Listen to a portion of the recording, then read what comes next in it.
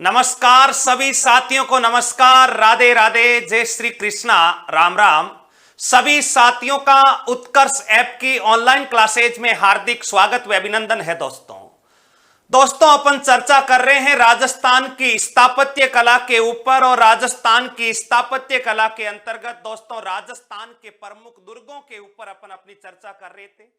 राजस्थान के वैसे देखा जाए तो 6 ही दुर्ग महत्वपूर्ण हैं। अपन ने शुरुआती समय में देखा था कि 21 जून 2013 ईस्वी को 21 जून 2013 ईस्वी को यूनेस्को ने राजस्थान के 6 दुर्गों को अपनी विश्व विरासत में शामिल किया था। और वो 6 दुर्ग कौन कौन से थे, क्रम से अपने पढ़े थे। गागरोन, जैसलमेर, रणथंबोर, चित्तौड़गढ़, कुंभलगढ़ और आमेर। ये 6 दुर्ग ऐसे थे जिनको यूनेस्को ने विश्व विरासत में शामिल कर रखा था। मित्रों देखिएगा, राजस्थान में अगर कुल दुर्गों की संख्या देखी जाए तो राजस्थान में लगभग एक आंकड़े के मुताबिक कुल दुर्गों की संख्या 256 है। वो सारे 256 दुर्ग अपन ना तो पढ़ेंगे, ना पढ़ सकते हैं, और ना ही एग्जामिनर उन सभी दुर्गों से परीक्षाओं में प्रश्न पूछता है। जो दुर्ग महत्वपूर्ण है, बड़े दुर्ग है, केवल और केवल उन्हीं दुर्गों के बारे में अपन चर्चा करने वाले हैं दोस्तों। और उनमें से जितने भी महत्वपूर्ण दुर्ग, जैसे अपन ने पश्चिमी राजस्थान में शुरुआत की थी, तो सबसे पहले अपन ने जो एक बड़ा दुर्ग था, उस गढ़ का नाम बताओ, कौन सा गढ़ पड़ा था? सोनारगढ़ पड़ा था। और सोनारगढ़ के बारे में मित्रों महत्वपूर्ण जानकारियां आपने देखी थी। 2 इसके बारे में प्रमुख कहावतें देखी थी। देखा था कि गढ़ दिल्ली, गढ़ आगरा, अधगढ़ बीकानेर, बलो चिड़ायो भाटियां, गढ़लो जैसलमेर। उपरोक्त कहावत बताओ कौन से दुर्ग के बारे में है? सोनारगढ़ के बारे में। फिर अपन ने देखा था घोड़ा कीजे काट का, पग कीजे पाषाण, शरीर राखे बख्तर बंद, ते पहुंचे जैसाण। इस सोनारगढ़ की पूरी संरचना के बारे में अपन ने देखा था। मित्रों नंबर 2 पर अपन ने देखा था राजस्थान का सबसे प्राचीन दुर्ग के नाम से जाना जाने वाला किला। बताओ कौन सा किला? बटनेर के ऊपर अपन ने चर्चा की। मित्रों बटनेर के बाद जमीन का जेवर कहलाने वाला जूनागढ़ का किला, जूनागढ़ बीकानेर के बारे में मित्रों अपन ने चर्चा की। इसके बाद मित्रों परियों व फरिश्तों द्वारा निर्मित अपने जोधपुर का बताओ कौन सा गढ़ है? मेहरानगढ़ के ऊपर अपन ने चर्चा की। मेहरानगढ़ के बाद में गढ़ तो चित्तौड़गढ़, बाकी सब गढ़ैया। नंबर 4 पर बताइए अपन ने कौन से गढ़ के ऊपर चर्चा की थी? चित्तौड़गढ़ के ऊपर चर्चा की थी। नंबर 5 के ऊपर मित्रों अपन ने चर्चा की थी कुंभलगढ़ के ऊपर। बताइए कौन से गढ़ के ऊपर है? कुंभलगढ़। कुंभलगढ़ के अलावा दोस्तों अपन ने जिस दुर्ग पर चर्चा की थी उसका नाम था तारागढ़। मित्रों मैंने आपको बताया कि तारागढ़ राजस्थान में 2 है। एक तारागढ़ जिसे राजस्थान का हरदे कहते, राजस्थान का जिब्राल्टर कहते, अरावली का अरमान कहते, राजपुताना की कुंजी कहते। ऐसा जो तारागढ़ है वो है अजमेर में। मित्रों इस तारागढ़ के साथ साथ अपन ने जिस दुर्ग की चर्चा की थी उस दुर्ग का नाम मित्रों मेगजीन दुर्ग था। मेगजीन दुर्ग के बारे में अपन ने देखा था अकबर का दौलत खाना, अकबर का शस्त्रागार, अकबर का किला। राजस्थान का एकमात्र ऐसा किला जो पूर्ण रूप से मुगल शैली में निर्मित है। इस दुर्ग के ऊपर भी अपन ने विस्तार से चर्चा की थी। इसके बाद मित्रों टोडगढ़, और मैंने बताया था कांस्टेबल 2012 के पेपर में पूछा गया, टोडगढ़ का प्राचीन नाम क्या था? बोरसवाड़ा। टोडगढ़ भी अजमेर में पड़ता है। और राजस्थान में अंग्रेजों द्वारा निर्मित दुर्ग अगर पूछा जाए तो अंग्रेजों द्वारा निर्मित जो दुर्ग था उस दुर्ग का नाम बताइए कौन सा दुर्ग था? टोडगढ़ था। दोस्तों टोडगढ़ के बाद में अपन आगे बढ़े थे, और टोडगढ़ के बाद में अपन ने चर्चा की थी दोस्तों आमेर के किले पर। बताइए कौन से किले पर? आमेर का किला। आमेर के अलावा मित्रों जयगढ़ के ऊपर चर्चा की, और जयगढ़ के अलावा दोस्तों जो चित्तौड़गढ़ का छोटा भाई कहलाने वाला दुर्गादिराज के नाम से विख्यात है, राजस्थान के कौन से दुर्ग पर चर्चा की थी? रणथंबोर पर। ये 10, 12, 15 ऐसे किले हैं दोस्तों जिनके ऊपर अपन विस्तार से चर्चा कर चुके हैं। एक दुर्ग और बच गया था गागरोन का किला। इस गागरोन के दुर्ग पर भी दोस्तों अपन ने विस्तार से प्रकाश डाला था। इन सभी परीक्षाओं में जिन दुर्गों से प्रश्न पूछे जाएंगे वो यही दुर्ग 10-12 दुर्ग है जहां से पिछली प्रतियोगी परीक्षाओं के अगर इतिहास को उठा करके देखा जाए तो यहीं से प्रश्न बने हैं। लेकिन अब आप उत्कर्ष परिवार के साथ जुड़ गए हैं तो दोस्तों किसी भी प्रकार का प्रश्न परीक्षक बनाए, किसी भी प्रकार की संभावनाएं पीछे नहीं छूटनी चाहिए। इसलिए 2-4 महत्वपूर्ण दुर्गों के ऊपर और चर्चाएं कर लेते हैं। हालांकि जो परीक्षा में प्रश्न बनना है इन्हीं 10 दुर्गों में से बनना है, लेकिन कोई सरपीरा एग्जामिनर आ जाए कैसा भी प्रश्न बनाए तो दोस्तों 5-7 किले और ऐसे हैं जिनके बारे में अपन चर्चा करके स्थापत्य कला के इस अध्याय राजस्थान के दुर्गों का विधिवत समापन करेंगे। आज अपन सर्वप्रथम जिस दुर्ग के ऊपर चर्चा करने वाले हैं उस दुर्ग का नाम है मित्रों नाहरगढ़। बताइए दुर्ग का नाम कौन सा गढ़ है? नाहरगढ़ का किला। और ये जो नाहरगढ़ का दुर्ग पड़ता है ये नाहरगढ़ बताइए कहां पर है? जयपुर में है। बताइएगा नाहरगढ़ कहां पर है? जयपुर में। अब देखिएगा नाहरगढ़ से कौन कौन से प्रश्न बनेंगे। चाहे कोई सा भी गढ़ आए, अपना जो मूलभूत सिद्धांत है 5 बातें, दुर्ग का निर्माता कौन है, दुर्ग का प्रवेश द्वार कौन सा है, दुर्ग की श्रेणी कौन सी है, दुर्ग के उपनाम कौन से हैं, ये सारी बातें तो अपने को अगर आधी रात को उठाकर पूछा जाए तो याद होनी चाहिए मित्रों। तो देखिएगा इस नाहरगढ़ का डीएनए टेस्ट करते हैं और नाहरगढ़ के डीएनए टेस्ट के दौरान देखिएगा मित्रों नाहरगढ़ का जो डीएनए है ये रहा अपना एक ऐसा किला। इस दुर्ग का नाम बताओ कौन सा दुर्ग है? नाहरगढ़।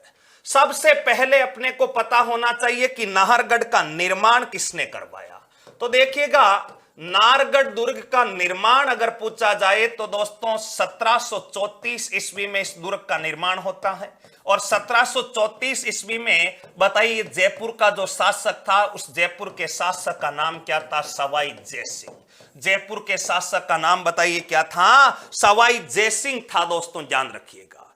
नंबर 2 पर दोस्तों निर्माता के बाद में इस दुर्ग की श्रेणी कौन सी है? दुर्ग बताओ टोटल कितनी श्रेणियों के होते हैं? 9 श्रेणियों के।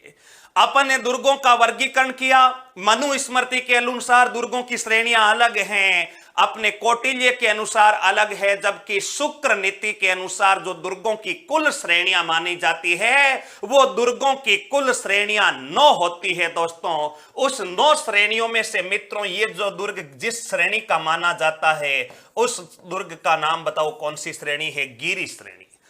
दोस्तों अगर दुर्ग की श्रेणी गिरी है तो इसका अर्थ है दुर्ग पहाड़ी पर स्थित है अथवा दुर्ग पठार पर स्थित है। और अगर पहाड़ी या पठार पर स्थित है तो मित्रों अपने को पहाड़ी या पठार का नाम भी याद होना चाहिए। पिछली प्रतियोगी परीक्षाओं में जो प्रश्न पूछे जाने का ट्रेंड रहा है, हाल ही में संपन्न जो लेब असिस्टेंट की प्रतियोगी परीक्षा थी उसमें पूछा गया था इग्गल की पहाड़ी पर स्थित दुर्ग कौन सा है। हाल ही में संपन्न स्वास्थ्य अधिकारी की जो प्रतियोगी परीक्षा थी उसमें प्रश्न पूछा गया था मैसा के पठार पर उपरोक्त में से कौन सा दुर्ग स्थित है। मित्रों थोड़े दिनों पहले जो लाइब्रेरियन ग्रेड 2 की भर्ती परीक्षा हुई थी उसमें पूछा गया था मेहरानगढ़ दुर्ग कौन सी पहाड़ी पर स्थित है। तो प्रत्येक दुर्ग उसकी श्रेणी भी पता होनी चाहिए। अगर श्रेणी गिरी है तो पहाड़ी कौन सी है, अगर दुर्ग की श्रेणी जल है तो कौन से नदियों के संगम पर बना हुआ है, ये जानकारियां अति आवश्यक रूप से आपके जहन में होनी चाहिए। दोस्तों देखिएगा दुर्ग गिरी श्रेणी का है इसलिए जिस पहाड़ी पर यह स्थित है उस पहाड़ी का नाम है मित्रों मीठड़ी पहाड़ी। बताओ उस पहाड़ी का नाम कौन सी हो जाएगा? मीठड़ी पहाड़ी पर स्थित है। मित्रों जयपुर में बताओ कुल 3 दुर्ग अपने पढ़े थे, जिसमें से सबसे पहले अपने पढ़ा था आमेर का किला। आमेर के किले के समय मैंने कहा था कि अम्रपाली पहाड़ी अथवा काली खो पहाड़ी पर स्थित है। उसके बाद अपन ने पढ़ा था जयगढ़, और जयगढ़ के समय मैंने कहा था कि यह चील की पहाड़ी अथवा इग्गल की पहाड़ी पर स्थित दुर्ग है। और अब इसी जयगढ़ के ऊपर एक और किला बना हुआ है, इसको नाहरगढ़ कहते हैं। और नाहरगढ़ जिस पहाड़ी पर है उस पहाड़ी का नाम मीठड़ी पहाड़ी है। ठीक है गुरुजी, आगे बढ़ते हैं तो मित्रों प्रवेश द्वार अपने को पता होना चाहिए। और इस दुर्ग का मित्रों जो प्रवेश द्वार है 5, 6, 7 प्रमुख प्रवेश द्वार है, कोई सा भी मुख्य प्रवेश द्वार नहीं है। फिर भी अगर आप मानना चाहें तो आप कह सकते हैं नाहर पोल कह सकते हैं। नाहर पोल के अलावा मित्रों डूंगर पोल भी इसका प्रवेश द्वार है। मित्रों डूंगर पोल ही ध्यान रखना जयगढ़ का प्रवेश द्वार है। इसी डूंगर पोल को ही नाहरगढ़ का प्रवेश द्वार कहा जाता है। एक ही बात है। तो दुर्ग का निर्माण देख लिया, श्रेणी देख ली, प्रवेश द्वार देख लिया। इसके बाद मित्रों इस दुर्ग के उपनाम कौन कौन से हैं? प्रत्येक दुर्ग के कोई ना कोई तो उपनाम जरूर होता है। नाहरगढ़ का उपनाम कौन कौन से हैं? तो नंबर 1 पर याद रखिएगा मित्रों, जयपुर का मुकोटा कहलाता। बताओ क्या कहलाता है? जयपुर का मुकोटा। जयपुर के मुकोटा का अर्थ क्या होता है दोस्तों? जयपुर में सबसे ऊंचा, जयपुर का ताज, जयपुर का कवच कहलाता है। क्योंकि दोस्तों सबसे नीचे जो किला बना हुआ है उस दुर्ग का नाम है आमेर का किला। आमेर के ऊपर जो दुर्ग बना हुआ है उस दुर्ग का नाम है जयगढ़। और जयगढ़ से भी जो ऊपर दुर्ग बना हुआ है उस दुर्ग का नाम कौन सा गढ़ है? नाहरगढ़ है दोस्तों। तो जयपुर का मुकोटा कहलाता। नंबर 2 पर ध्यान रखिएगा, इसी दुर्ग को मीटड़ी पहाड़ी पर स्थित होने के कारण बताओ कौन सा दुर्ग कहते हैं? मीटड़ी दुर्ग कहते हैं। और नंबर 3 दोस्तों, ये जो किला है इसी दुर्ग को बताइए कौन सा गढ़ कहा जाता है? सुदर्शनगढ़ कहा जाता है। आप पूछेंगे सुदर्शनगढ़ क्यों कहा जाता? जयपुर का मुकोटा हमें पता है, जयपुर का मुकोटे के अलावा मीटड़ी का दुर्ग पता है, लेकिन सुदर्शनगढ़ क्यों कहा जाता? मित्रों देखिएगा, इस दुर्ग के अंदर भगवान श्री कृष्ण का मंदिर बना हुआ है और भगवान श्री कृष्ण के हाथ में सुदर्शन चक्र लगा रखा है। भगवान श्री कृष्ण के हाथ में सुदर्शन चक्र होने के कारण इस दुर्ग का नाम कौन सा गढ़ हो जाता है? सुदर्शनगढ़ हो जाता है। ये इस दुर्ग की कुछ सामान्य बातें हैं जो अपने को पता होनी चाहिए कि नाहरगढ़ जयपुर में है, निर्माण सवाई जयसिंह ने, श्रेणी गिरी, और ये सारे मित्रों इस दुर्ग के क्या माने जाते हैं? उपनाम माने जाते हैं मित्रों।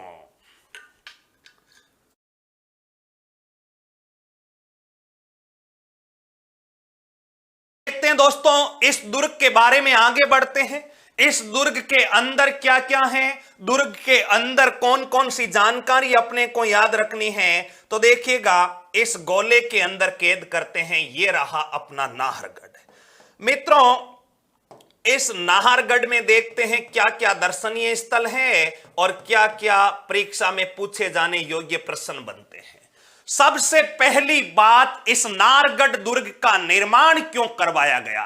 अरे क्या आवश्यकता पड़ गई? जब जयपुर में पहले से आमेर का किला पड़ा है, पहले से जयगढ़ बना हुआ है, तो फिर कहां आवश्यकता बन गई? क्यों आवश्यकता पड़ी नाहरगढ़ बनाने की? तो सबसे महत्वपूर्ण बिंदु ध्यान रखना, मराठा आक्रांताओं से बचने हेतु। बताओ किससे बचने हेतु? मराठा आक्रांताओं से, मराठा आक्रांताओं से बचने हेतु, मराठा आक्रांताओं से बचने हेतु इस दुर्ग का निर्माण। अब आप पूछेंगे ये मराठा आक्रांता क्या है दोस्तों? देखिएगा, दक्षिण भारत, भारत उत्तर भारत में एक जाति रहती थी पिंडारी और दक्षिण भारत में एक जाति रहती थी मराठा। मित्रों इतिहासकारों ने दोनों ही जातियों को लुटेरा बता रखा है। और मराठा जो है मित्रों, इन्होंने अपनी लूटपाट का जो केंद्र था वो मराठाओं ने लूटपाट का केंद्र राजपूताना को बना रखा था। ऐसा क्यों? मराठाओं ने राजस्थान को लूटपाट का केंद्र क्यों बना रखा और मराठाओं को राजस्थान में प्रवेश कहां से हुआ? ये दोनों बातें ऐतिहासिक बातें हैं, लेकिन जल्दी से सुन लें साथ के साथ ही तो बेहतर रहेगा। मित्रों राजपूताना में मराठाओं का जो सबसे पहला और प्रथम आगमन होता है वो 1715 ईस्वी के आसपास बूंदी रियासत में होता है। और बूंदी रियासत में तत्कालीन शासक जिसका नाम था बुद्ध सिंह हाड़ा, बुद्ध सिंह हाड़ा जो है, इस बुद्ध सिंह हाड़ा की पत्नी का नाम था अमरी कंवर। ध्यान से सुने, जयपुर का शासक सवाई जयसिंह, सवाई जयसिंह की बहन का नाम था अमरी कंवर। इस अमरी कंवर का विवाह हो रखा था बूंदी के शासक बुद्ध सिंह हाड़ा के साथ। अब ये जो जयपुर का शासक है सवाई जयसिंह, इसने एक योजना चलाई, जयपुर बृहत्तर योजना। जयपुर बृहत्तर योजना के तहत वो अपने जयपुर राज्य की सीमाओं का विस्तार करना चाहता है, और जयपुर राज्य की सीमाओं का विस्तार करेगा तो निश्चित है कि सवाई जयसिंह बूंदी राज्य का विलय भी जयपुर में चाहता है। मित्रों, जयसिंह धीरे धीरे बूंदी राज्य में अपनी टांग अड़ाना शुरू कर देता है। बुद्ध सिंह हाड़ा के जो कार्य है उनमें अपना हस्तक्षेप करना शुरू कर देता है। इस बात से नाराज हो जाता है बूंदी का शासक बुद्ध सिंह हाड़ा। बुद्ध सिंह हाड़ा जयसिंह को कहता है कि जयसिंह बूंदी राज्य में हस्तक्षेप मत कर। इस बात का बुरा लगता है जयसिंह को, क्योंकि एक तो रिश्ते में बहनोई है और ऊपर से मित्रों बूंदी राज्य में हस्तक्षेप नहीं करने देना चाह रहा। तो सवाई जयसिंह क्या करता मित्रों, अपनी दूसरी बहन जिसका नाम था कृष्णा कुमारी, उस कृष्णा कुमारी का विवाह बूंदी के ही एक सामंत जिसका नाम था दल्ले सिंह हाड़ा, उस दल्ले सिंह हाड़ा के साथ विवाह करवा देता है। और उस दल्ले सिंह हाड़ा के सहयोग से बुद्ध सिंह हाड़ा को राजगद्दी से हटाना चाहता है, क्योंकि अगर बुद्ध सिंह हाड़ा राजगद्दी से हट गया तो बूंदी राज्य के ऊपर सवाई जयसिंह का नियंत्रण स्थापित हो जाएगा। अब मित्रों, जब बुद्ध सिंह हाड़ा को राजगद्दी से हटाने का प्रयत्न कर रहे हैं सवाई जयसिंह और दल्ले सिंह हाड़ा, तो इस बुद्ध सिंह हाड़ा की पत्नी का नाम था अमरी कंवर, ये मराठाओं को राजस्थान में बुलाती है। क्यों बुलाती है? अपने पति की रक्षा के लिए बुलाती है।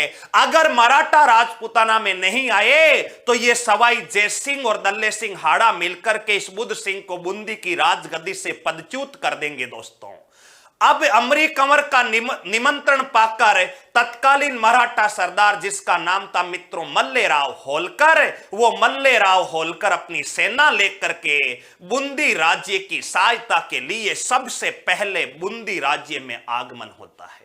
और अब जैसे ही मराठाओं का राजस्थान में बूंदी में आगमन हुआ, मराठाओं ने राजपूताना के राजाओं की कमजोर नब्ज को टंटोला और मराठाओं ने देखा कि राजपूताना के राजा छोटे छोटे तुच्छ मात्र के स्वार्थों के लिए एक दूसरे से परिचित तक नहीं है, एक दूसरे से बोलचाल तक नहीं है।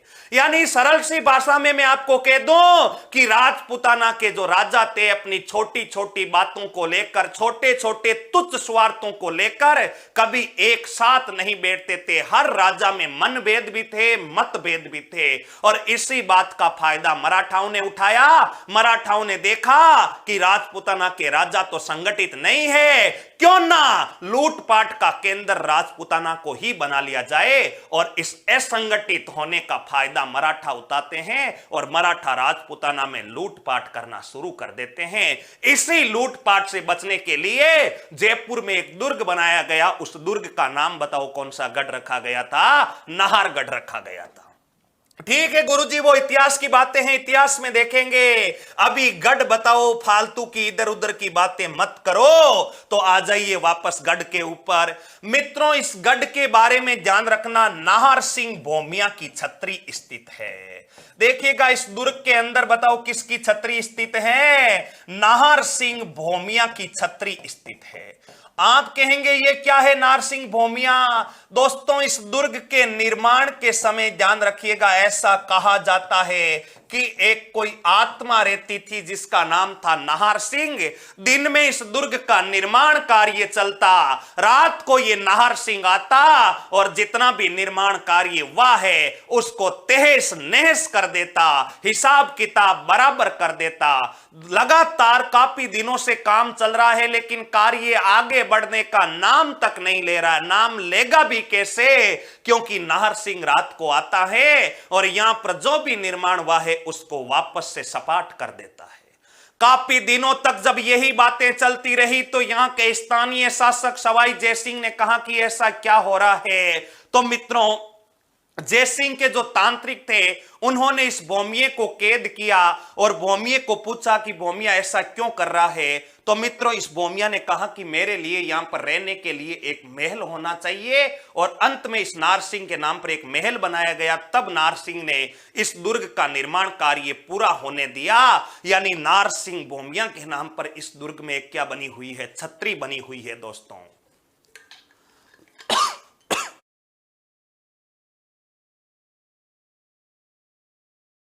देखिएगा, नारसिंह बोमिया की छतरी के पश्चात मित्रों ध्यान रखिएगा, इस दुर्ग का जो मुख्य आकर्षण है वो है मित्रों माधवेंद्र भवन।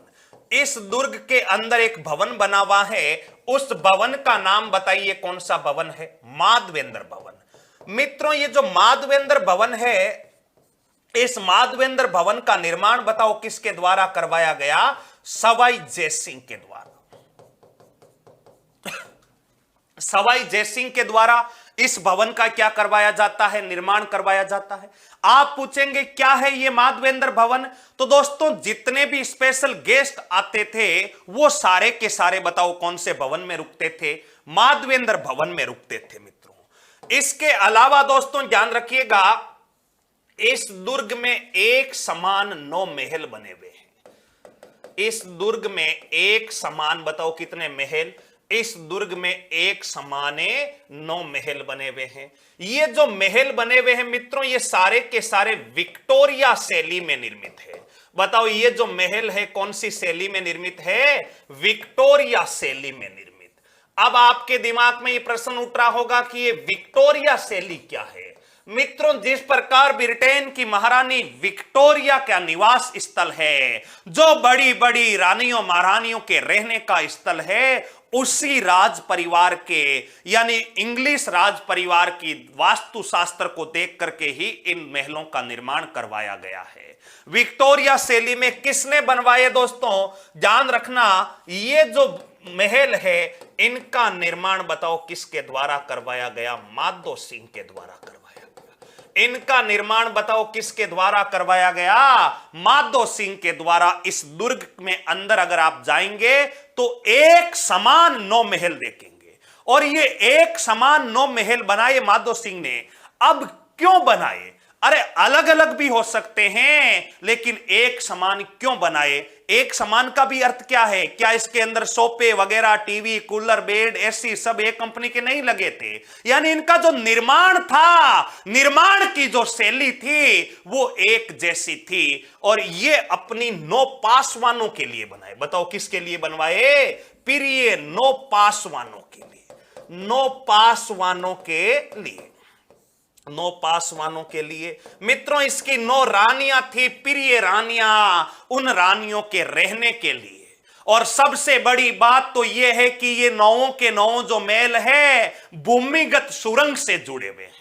यानी अगर आपको कमरा नंबर 1 से कमरा नंबर 7 में जाना है तो आपको कमरा नंबर 1 से बाहर आने की कोई आवश्यकता नहीं है। ये सारे के सारे जो महल है आपस में सुरंग से जुड़े हुए महल है मित्रों। अब देखना ये 9 महल है कौन कौन से, इनके नाम भी मित्रों याद रखिएगा। परीक्षक नाम भी पूछ सकता है कि उपरोक्त में से कौन सा महल एक समान 9 महल का हिस्सा नहीं है, तो प्रत्येक का नाम भी याद रहना चाहिए। पहला महल दोस्तों इसमें जो बना हुआ है उस महल का नाम बताओ कौन सा महल है, सुख महल। नंबर 1 का जो महल है उसका नाम बताओ कौन सा महल है, सुख महल है। नंबर 2 का जो महल है मित्रों उसका नाम है खुश महल। बताओ नंबर 2 का महल खुश महल। नंबर 3 का जो महल है दोस्तों ध्यान रखिएगा, बसंत महल। बताओ नंबर 3 का महल कौन सा महल है, बसंत महल है। दोस्तों नंबर 4 का जो महल बना हुआ है वो नंबर 4 का इसमें महल बना हुआ है ललित महल। बताओ कौन सा महल बना हुआ है, ललित महल। नंबर 5 का जो महल बना हुआ है दोस्तों उस महल का नाम है जव्हार महल। बताओ नंबर 5 का जो महल है उसका नाम कौन सा महल है, जव्हार महल है। दोस्तों नंबर 6 का जो महल है उसका नाम है आनंद महल। बताओ नंबर 6 का जो महल है उसका नाम कौन सा महल है, आनंद महल है मित्रों। अब देखना ये 6 महल तो अपने हो गए। 6 महल कौन कौन से हो गए, सबसे पहले सुख महल हो गया। सुख महल के अलावा दोस्तों बताओ कौन सा महल हो गया, खुश महल हो गया। खुश के अलावा बसंत महल हो गया। बसंत के अलावा ललित, जव्हार और आनंद महल।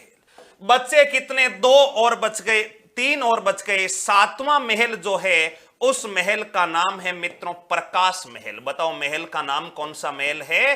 प्रकाश महल है। नंबर 8 का जो महल बना हुआ है उसका नाम है दोस्तों चांद महल। बताइए कौन सा? चांद महल। और नंबर 9 का जो महल बना हुआ है उसका नाम है लक्ष्मी महल। बताओ उसका नाम कौन सा महल हो गया? लक्ष्मी महल। ये टोटल इस दुर्ग के अंदर एक समान बने हुए कितने महल हैं? 9 महल है। ये कुछ जानकारियां दोस्तों अपने को बताओ कौन से गढ़ के बारे में होनी चाहिए? नाहरगढ़ में ऐसा जो किला है अपना, वो किला बताओ कौन सा है? नाहरगढ़। एक बिंदु और याद रख ले मित्रों, अंदर महादेव सिंह का शाही अतिथि गृह है। अगला बिंदु भगवान श्री कृष्ण का सुदर्शन चक्र लिए हुए मंदिर स्थित। भगवान श्री कृष्ण का सुदर्शन चक्र लिए, सुदर्शन चक्र लिए जो मंदिर स्थित है मित्रों, वो बताओ कौन से दुर्ग में है? नाहरगढ़ में है दोस्तों। ये सारी की सारी जानकारियां अपने को कौन से गढ़ के बारे में होनी चाहिए? नाहरगढ़ के बारे में दोस्तों।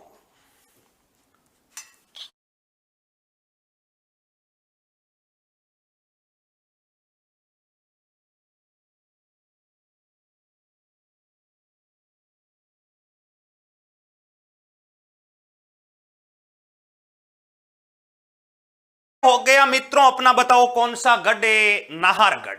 दोबारा से देख लें दोस्तों नाहरगढ़ के बारे में। नाहरगढ़ के बारे में 7 ही महत्वपूर्ण बिंदु याद रखने हैं जो परीक्षा में पूछे जाते हैं। सबसे पहले निर्माण देख लिया सवाई जय सिंह के द्वारा। श्रेणी गिरी, गिरी का अर्थ पहाड़ी पर, पहाड़ी पर कौन सी पर? मीठड़ी पर। प्रवेश द्वार कोई ज्यादा महत्वपूर्ण नहीं है इस गढ़ का। आगे उपनाम जयपुर का क्या कहलाता है? मुकोटा कहलाता। इसके अलावा सुदर्शन गढ़ कहलाता, मीठड़ी दुर्ग कहलाता है दोस्तों। इसके अलावा जयपुर की ओर झांकता हुआ यानी जयपुर की ओर देखता हुआ किला। इसके अलावा मित्रों इसी दुर्ग का एक और उपनाम अगर आप लिखना चाहे तो लिख सकते हैं, जनाना क्वार्टर कहा जाता। बताओ इसको क्या कहा जाता?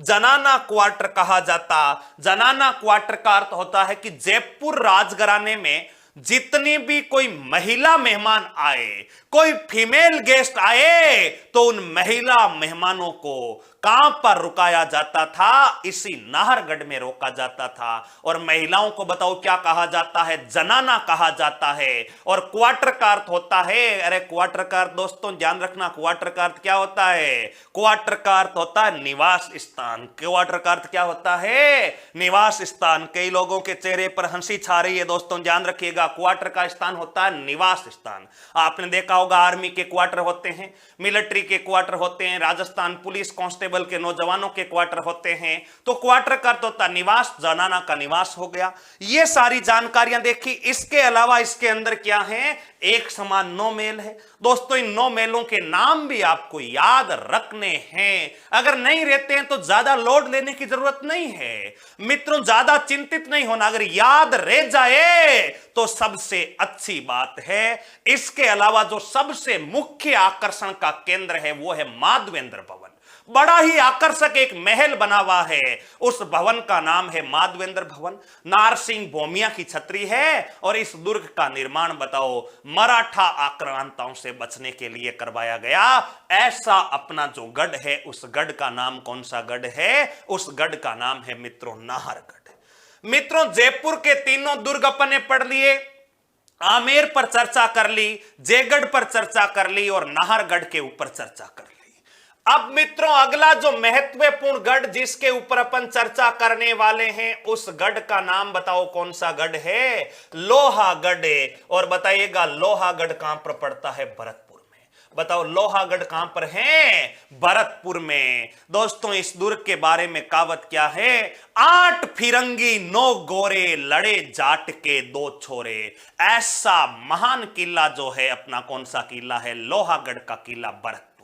देखना वो कौन कौन से जाट के छोरे लड़े, उनको थोड़ी देर बाद लड़वाएंगे, अभी शुरुआत में नहीं लड़वाना है दोस्तों। सबसे पहले तो अपने को इसका डीएनए टेस्ट करना है। और डीएनए टेस्ट का अर्थ है वो 5 बातें चाहे कोई सा भी किला आ जाए, जमीन से लगा के आसमान तक कोई सा भी किला आ जाए, 5 बातें आपको अगर पता है तो परीक्षक की इतनी हिम्मत नहीं कि वो आपका प्रश्न गलत करवा दे।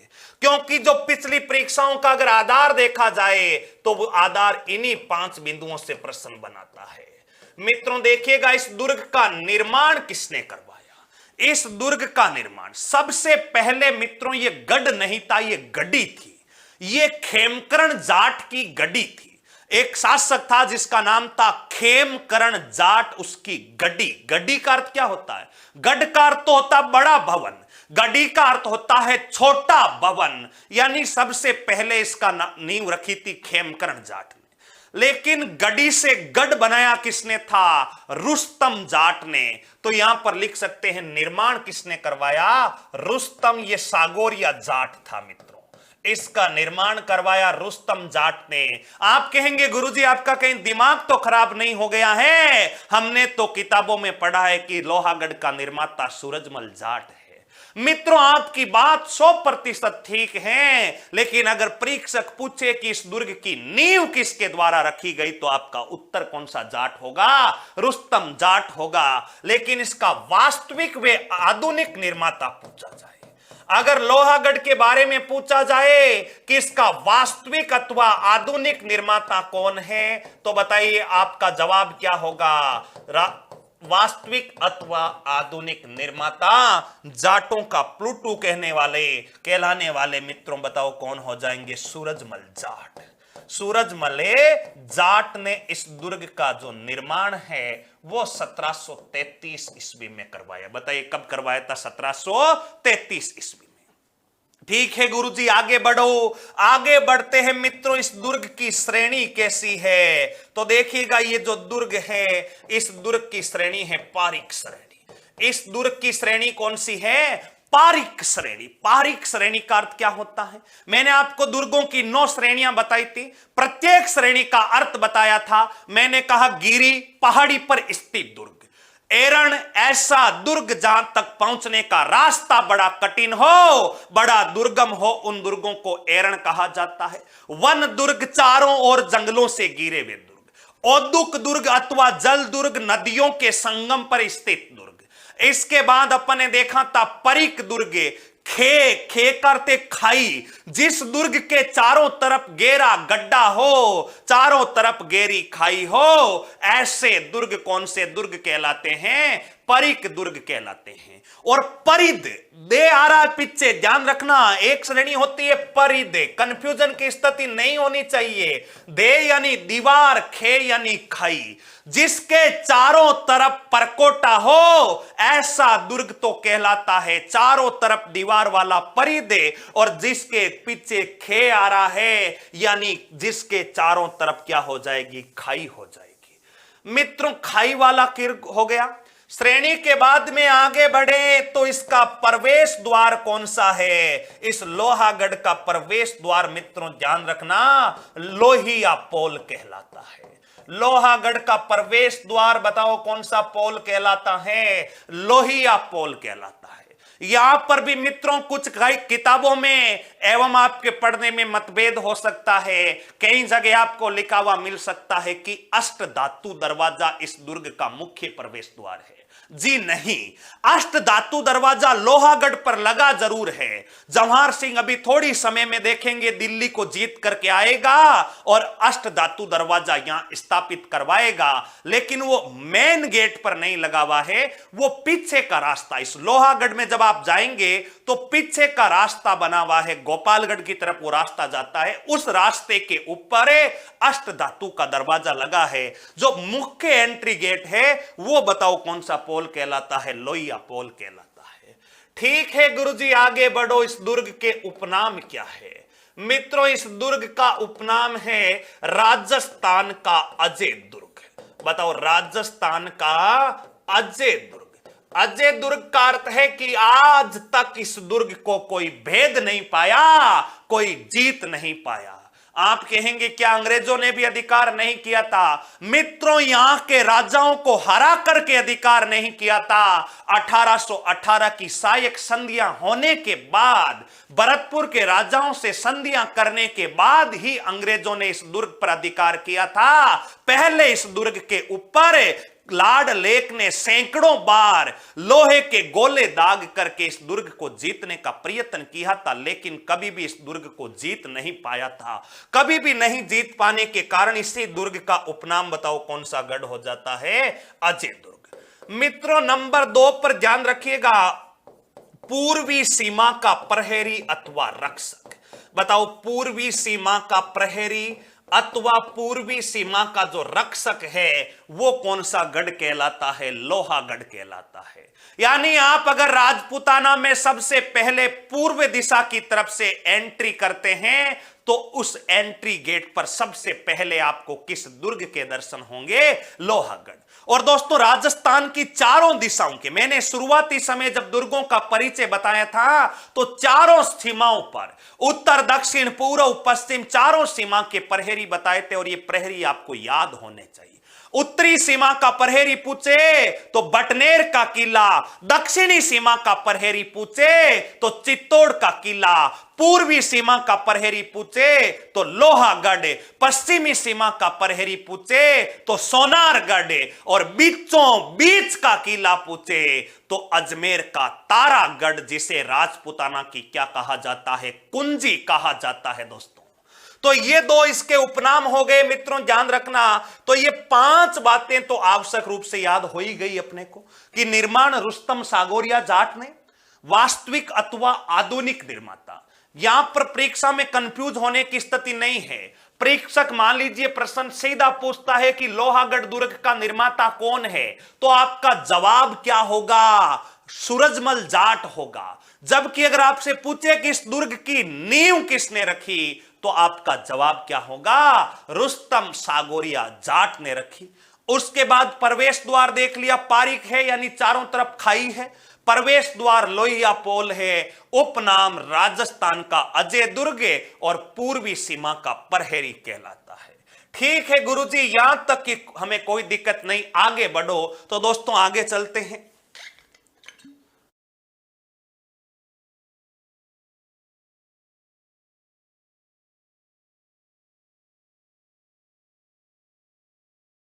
तो दोस्तों देखिएगा, आगे बढ़ते हैं।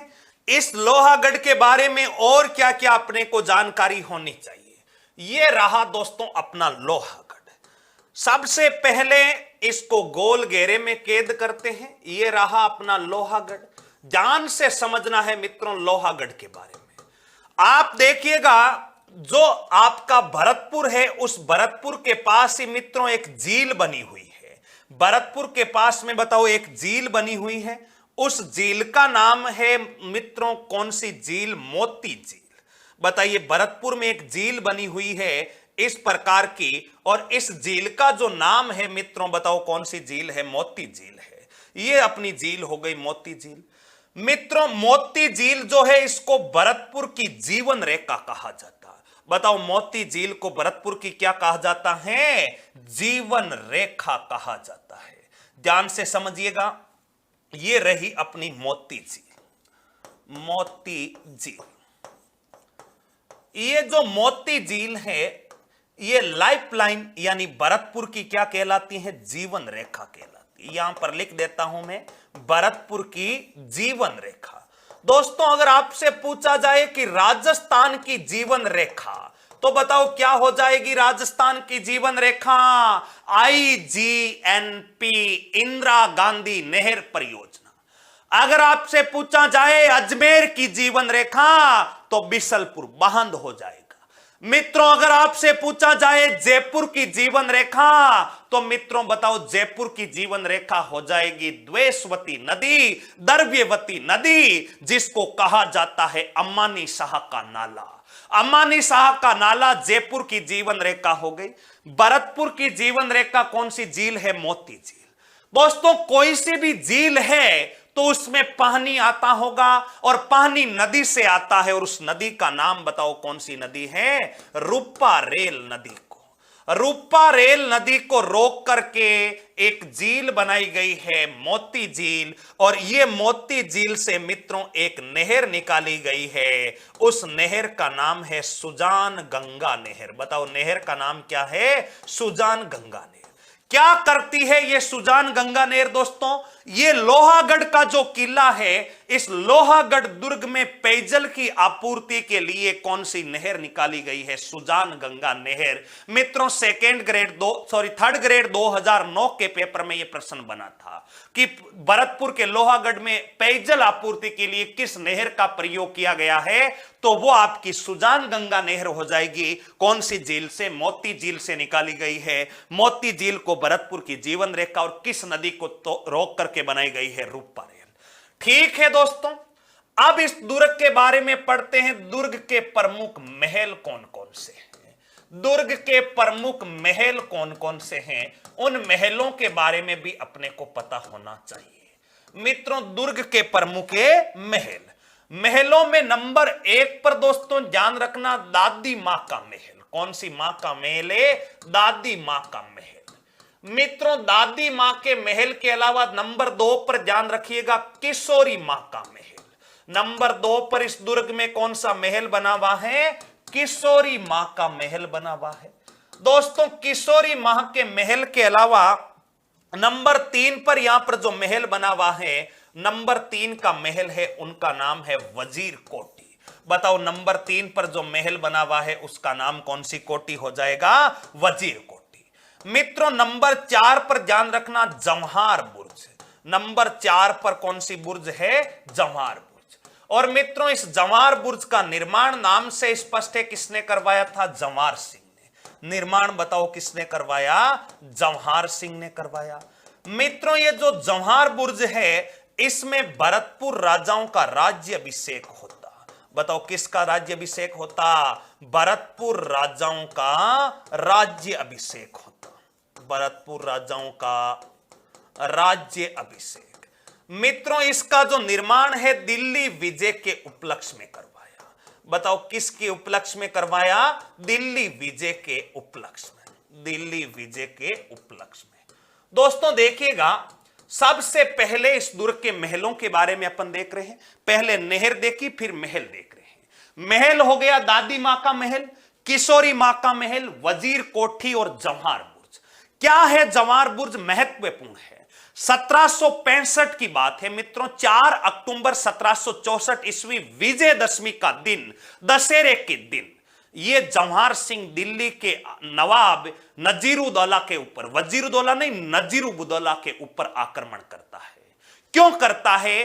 जब 1763 ईस्वी में जवाहर सिंह का राज्याभिषेक हुआ। जवाहर सिंह किसका वंशज था? सूरजमल जाट का वंशज था। 1763 ईस्वी में मुगलों ने सूरजमल की हत्या की थी मित्रों, आपको पता होना चाहिए। और उसके बाद में जब सूरजमल की मौत के बाद में जवाहर सिंह का राज्याभिषेक होता है तो जवाहर सिंह एक सज्जी धज्जी पगड़ी बांध करके इस महलों में, किशोरी मां के महल में अपनी माता से आशीर्वाद लेने के लिए जाता है। क्योंकि नया नया राजा बना है, नया नया राज्याभिषेक हुआ है, तो अपनी माता के पांव छूने के लिए इस महल में जाता और उसकी राजमाता आंखों में आंसू लाते हुए कहती है कि पुत्र तूने पगड़ी तो बड़ी सुंदर बांधी है, लेकिन इस पगड़ी का मान तभी रहेगा जब तेरे पिता की पगड़ी जो मुगलों की ठोकरें खा रही है, अगर उस पगड़ी को सुरक्षित लाता है तभी इस पगड़ी का उचित मान रहेगा। अर्थ क्या हुआ कि तेरे पिता की पगड़ी तो मुगलों की ठोकरें खा रही है। इसका अर्थ है कि सूरजमल जाट की हत्या दिल्ली वालों ने की है, और जब तक तू दिल्ली के शासकों से बदला नहीं ले लेता तब तक इस सुंदर पगड़ी के पहनने का कोई भी महत्व नहीं है। जैसे ही ये बात जवाहर सिंह सुनता है मित्रों, जवाहर सिंह का खून खौल उठता है। जवाहर सिंह इस पगड़ी को नीचे उतार देता है और सीधा दिल्ली की तरफ कूच कर लेता है। दिल्ली की तरफ कूच करता है। क्यों करता है? अपने पिता की पगड़ी का बदला लेना है। और मित्रों विजयदशमी, आश्विन शुक्ल दशमी के दिन दिल्ली के ऊपर 1000 तोपों के साथ दिल्ली विजय के लिए चढ़ जाता है।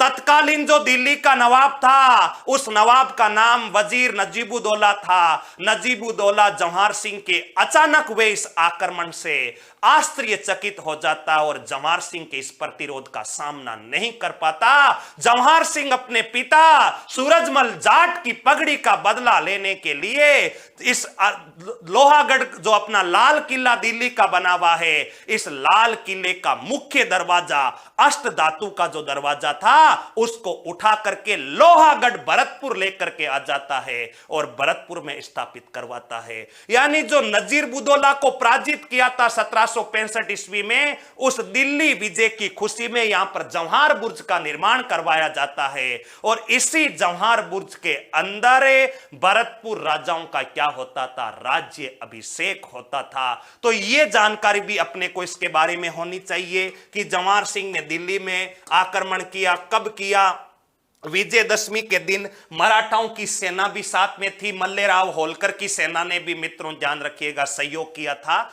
अब दोस्तों इस दुर्ग के प्रमुख मंदिर कौन कौन से हैं, इस दुर्ग के प्रमुख मंदिरों के ऊपर चर्चा करते हैं।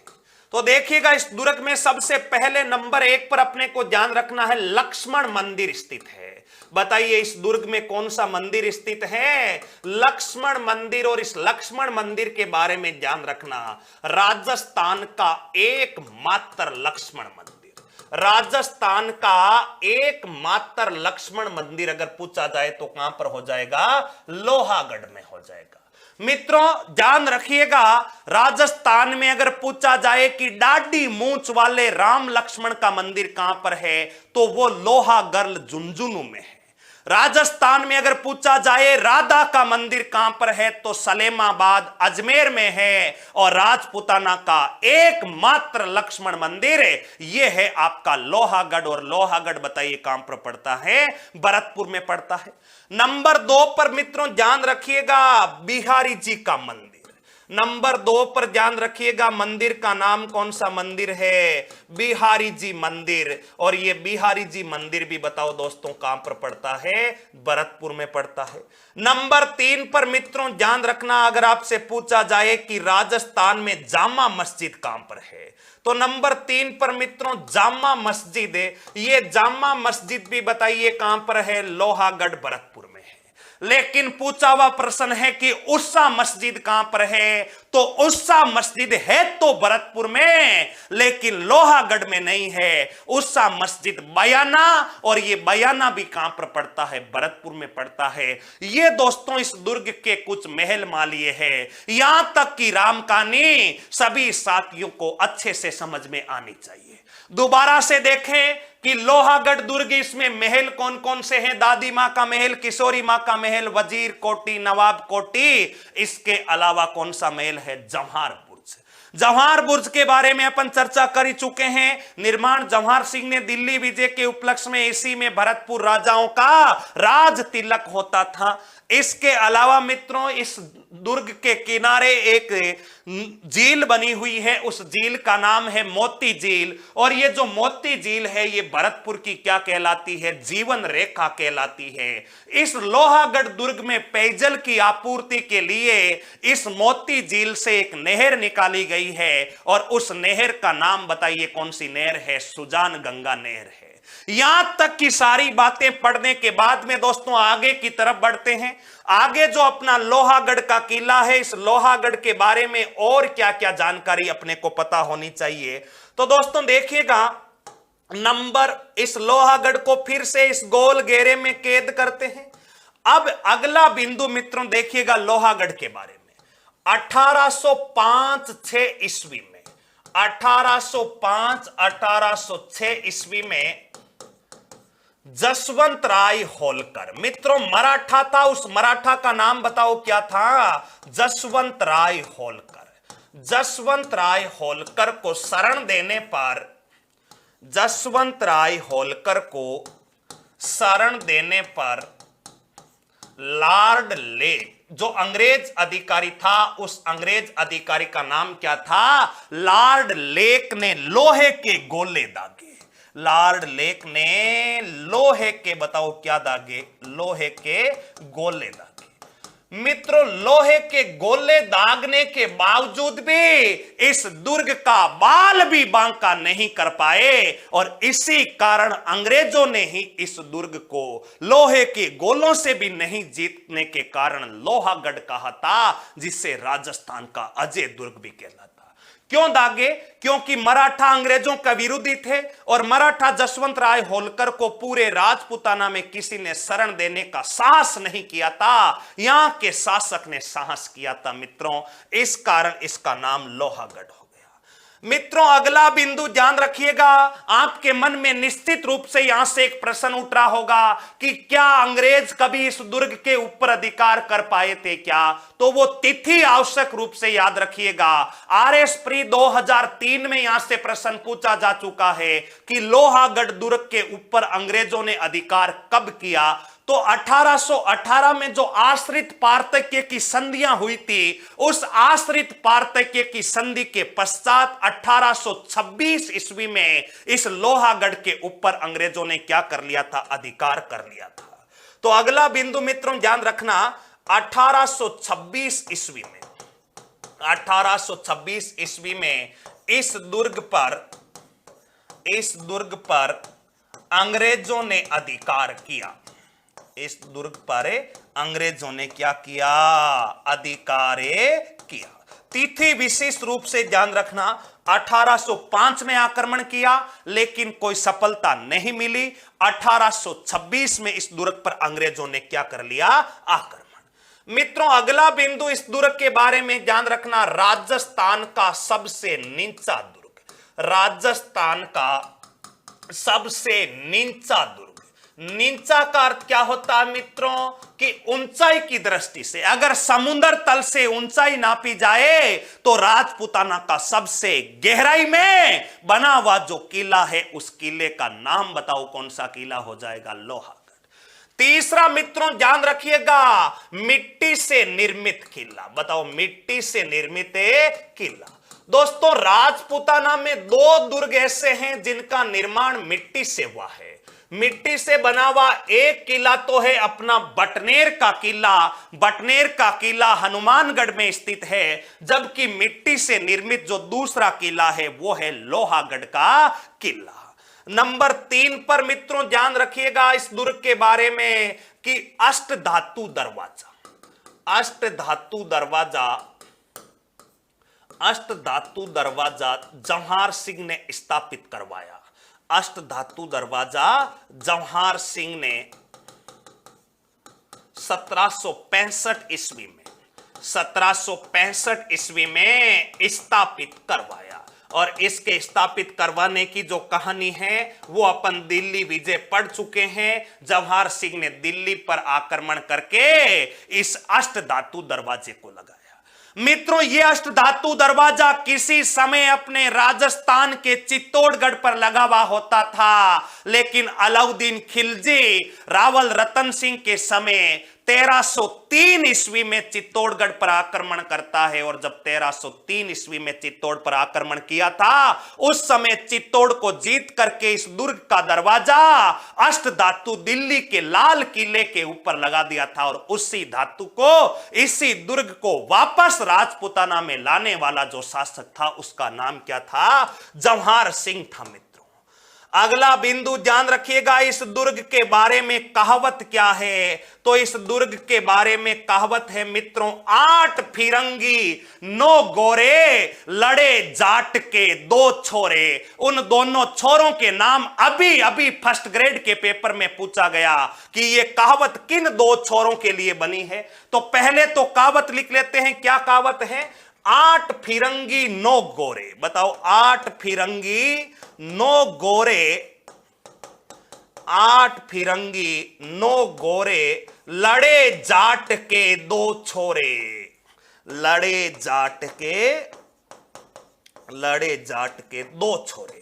मित्रों, इन दोनों छोरों के बारे में अपने को पता होना चाहिए। अरे छोरे का अर्थ तो जानते हो क्या? छोरे का अर्थ होता लड़का। ये 2 लड़के जिनका नाम आपको आवश्यक रूप से याद होने चाहिए, अभी अभी स्कूल व्याख्याता के पेपर में ये प्रश्न बन चुका है। एक का नाम है दुर्जन साल और दूसरे का नाम है माधो सिंह। ये दुर्जन साल और माधो सिंह के बारे में ऐसी कहावत क्यों कही जाती है? ऐसी कहावत इसलिए कहते हैं कि जब अंग्रेजी सेना ने इस भरतपुर के लोहागढ़ के ऊपर आक्रमण किया, उस समय केवल और केवल इनके पास नाम मात्र के 25-27 सैनिक थे, लेकिन दुर्जन साल और माधो सिंह ने अंग्रेजों के सामने समर्पण करने की बजाय मर मिटने का प्रयास किया और नाम मात्र की सेना से इन अंग्रेजों को पराजित किया था। इसी कारण इनकी वीरता को देख करके राजस्थान में से कई वीर सपूत हुए हैं, जैसे आला और उद्दल। उनकी वीरता को देख करके इतिहासकारों ने क्या कहा कि 11 वर्ष कुकर जिए 12 वर्ष सियार, वर्ष 18 क्षत्रिय जिए बाकी जीवन धिक्कार। उसी प्रकार इनके वीरता को देख करके इतिहासकारों से रहा नहीं गया और उन्होंने लिख दिया कि 8 फिरंगी 9 गोरे लड़े जाट के 2 छोरे। ये दोनों छोरे बताओ कौन है? दुर्जन साल और माधो सिंह। यह है मित्रों अपना राजस्थान का लोहागढ़। यहां तक का घटनाक्रम सब विद्यार्थियों को अच्छे से समझ में आना चाहिए दोस्तों।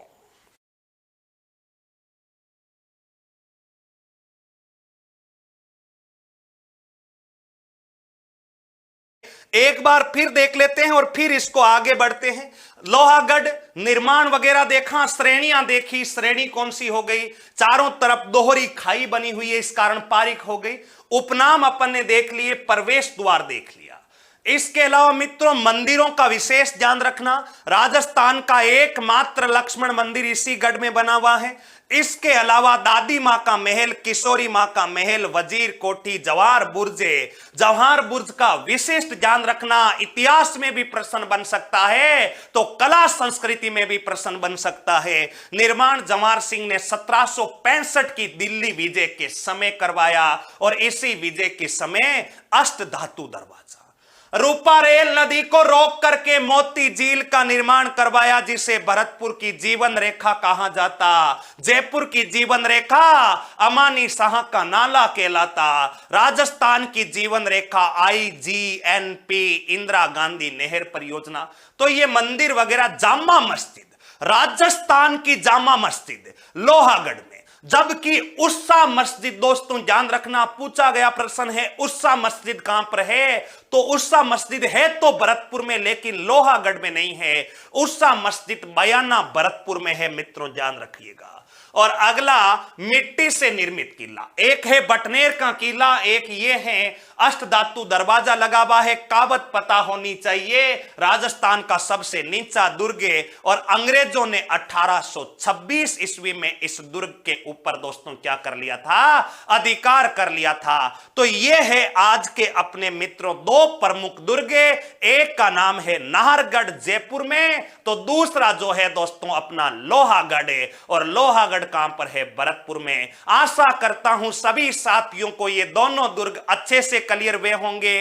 अब फिर नए दुर्गों के साथ मित्रों मिलेंगे नई क्लास में। तब तक के लिए सभी साथियों को नमस्कार, राम राम।